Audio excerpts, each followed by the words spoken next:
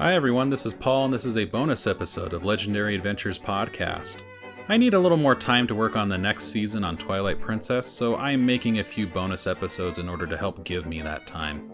I hope you enjoy them. This week we're going to be talking about the other Zelda games on Switch 2, specifically Link's Awakening, Echoes of Wisdom, and Age of Calamity. Last week I spoke a bit about Tears of the Kingdom and the Zelda Notes features that were added for that game on Switch 2. So if you haven't heard that, you can check that out. This week I'm going to be talking about these other games. I briefly tested each of them. I've been so focused on Twilight Princess that I haven't put any significant time into any other Zelda game that's currently playable on Switch 2. In fact, I haven't put significant time even into a lot of Switch 2 games. I've been so focused on Twilight Princess. But here's how I conducted these tests. I played each game on Switch 2 first. Then I played each of them on Switch 1. To hopefully maximize any impact of the differences that I would experience. I spent around 10 minutes with each game on each console, just trying to get a feel for what the differences are. These games did not have major updates done for Switch 2. There were free, minor updates made to Link's Awakening and Echoes of Wisdom, and to my knowledge, Age of Calamity's improvements have to do more with how it was programmed and designed, more than it has to do with any sort of update that was given to the game itself. I started with Link's Awakening. I loaded up one of my save files. I just so happened to be at Mambo's Pond right outside Crazy Tracy's shop. I headed east from there into the Haunted Forest. I dug up a secret seashell that I hadn't found yet on this particular file. I then spent some time just poking around the world. In my memory of Link's Awakening on Switch, there was a slight hitch whenever you transitioned between areas of the world, such as moving out into a prairie area into the forest, or between the prairie and the desert. When I played through the game in the past, I certainly noticed that there were moments when the frame rate was not stable, but it didn't really bother me. I absolutely noticed that the game was smoother on Switch 2 as I played though. I did not notice any hitches or any lag during my time playing. I checked out the Forest of Mystery, I took a quick trip through Mabe and Animal Village, I visited the desert. I also make sure to play the Ballad of the Windfish on the ocarina at the border of the desert in order to summon the walrus, because my kids think it's hilarious every time the walrus pops up excited to see Marin and then sulks away realizing that it's just Link. When I fired up Link's Awakening on Switch 1, I was immediately struck by how much of improvement the game is on Switch 2. There was a lot more jitter and uneven frame pacing than I remembered or even noticed before. But I was suddenly very bothered by it, having just experienced a much smoother play of the game. It juddered not just through the transitioning areas as was my memory, but even while exploring within those areas. I tried to compare load times. This is not any sort of scientific or formal testing. This is not super accurate. I just fast traveled from one point east of Mabe to Animal Village, and I tried to count the number of seconds between when the screen went black and when the image came back again.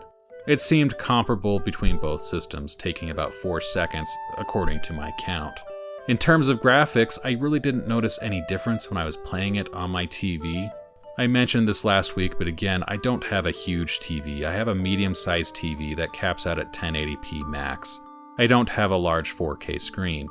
When I compared my recordings of gameplay side by side, it does seem like the Switch 2 version is a bit sharper. It's not hugely noticeable. It may be more noticeable in 4K on a large TV. All that said though, I don't think I'm ever going to be playing Link's Awakening again on Switch 1 if I can help it. It was just much better and much smoother on Switch 2.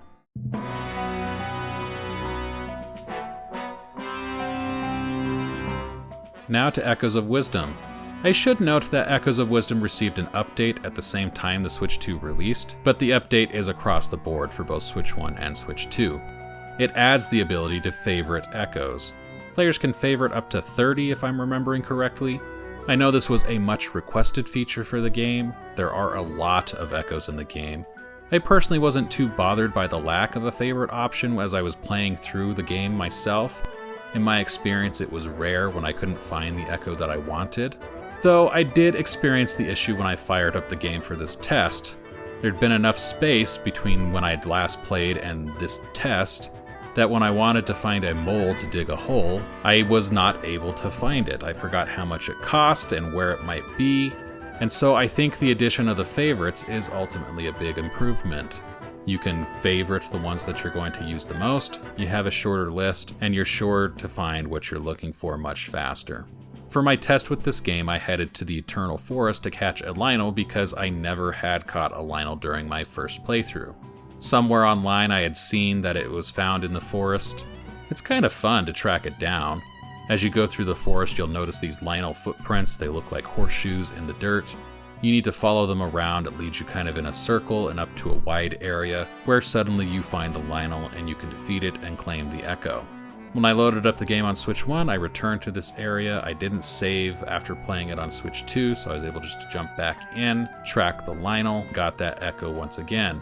I know that people often complained about the frame pacing on Echoes of Wisdom, and again, I did notice it while playing through on Switch 1 just myself, but it was never a big deal to me.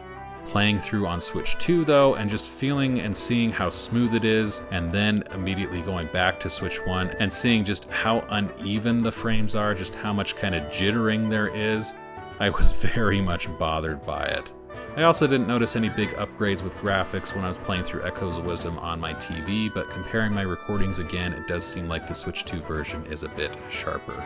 So overall, my final verdict is pretty much right in line with my verdict is with Link's Awakening. If I can help it, I am not playing this game on Switch 1 again. I am going to be sticking to Switch 2.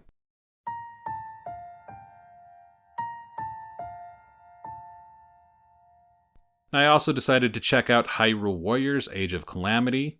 I've been focusing on the mainline series with this podcast, but I figured that while I was testing out some of the Zelda games on Switch 2, I may as well check this one out. If you're listening to this podcast, I suspect that you know what Hyrule Warriors is, but just for those few people in the back who maybe don't, Hyrule Warriors is a crossover between the Zelda series and Koei Tecmo's Dynasty Warriors games. They feature Zelda characters and stories, but they have all the action and gameplay of the Dynasty Warrior games.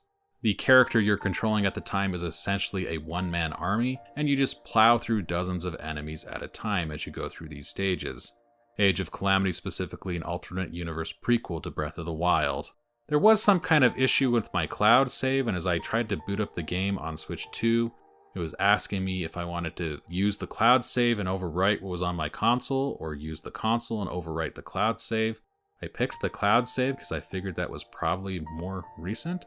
Turns out it wasn't. I was set back to what I think was still pretty early in the campaign.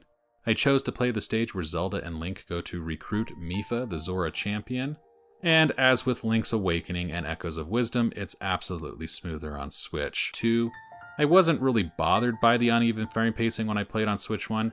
Even during this test, I noticed it for sure, but it was less bothersome to me. I'm not really sure why that is. It could be the change of perspective between the two games. This one's a little more behind the back, third person, whereas Echoes of Wisdom and Link's Awakening are more overhead, top down. Or it could be that the Switch one still had my original save, so I was playing this level when I was super high leveled and I was just plowing through the enemies even faster than normal. I can't say what it is for sure, but I wasn't as intensely bothered as I was playing Age of Calamity by all the juddering and stuttering as I had been with the other two games. I can't exactly tell you why. That was just the feelings that I noticed I was having. That said, again, it's absolutely better on Switch 2, and if you have a Switch 2, then obviously that's the way to go when playing this game. And so, that's it. All of these games are absolutely better on Switch 2. Now, if you don't have one already and you're looking for a reason to buy it, this is not necessarily the reason to buy it if you haven't been convinced by the new games that have already been coming out for it yet. But when you do get one, it's going to be better to play these games on Switch 2 than it is on Switch 1. That's all for this week. I hope you enjoyed this episode and following along. Have you tried any of these games out on Switch 2 yet? Let me know. I'm Paul Riley, and I will see you next week.